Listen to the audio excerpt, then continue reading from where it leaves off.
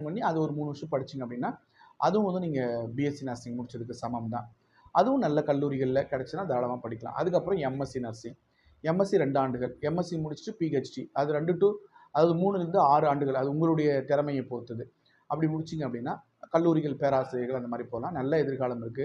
நல்ல சம்பளம். வளைகுடா நாடுகள்ல நம்முடைய நர்ஸுகளுக்கு மிகப்பெரிய டிமாண்ட் இருக்குது. அந்த சகிப்புத்தன்மையோடு அ செயல்படக்கூடிய, பணிபுரியக்கூடிய நர்ஸுகள் அப்படின்னு பார்த்தீங்கன்னா, இந்திய நர்ஸுங்க தான். இவங்களுக்கு நல்ல எதிர்காலம் இருக்கு. நல்ல படிப்பு, நல்ல வேலைவாய்ப்பு அப்படின்னு சொல்லிட்டு அற்புதமான எதிர்காலம் இருக்கு. எந்த வகையிலயும் குறைவில்லாத படிப்பு, சமூகத்திலேயும் நல்ல அந்தஸ்தோட இருக்கக்கூடிய படிப்பு. கண்டிப்பா நீங்க தாராளமா சூஸ் பண்ணி படிக்கலாம். தனியார் கல்லூரிகள் 231 தனியார் கல்லூரிகள் தமிழ்நாட்டுல இருக்கு. கவுன்சிலிங்ல நீங்க அப்ளிகேஷன் போடுற அத்தனை பேருக்கும் கிடைக்கிறதுக்கான வாய்ப்புகள் இருக்கு. நல்ல முயற்சி பண்ணுங்க. நல்லா படிங்க. தாராளமா உங்களுடைய எதிர்காலம் சிறப்பாக இருக்கும். நன்றி, வாழ்த்துக்கள்.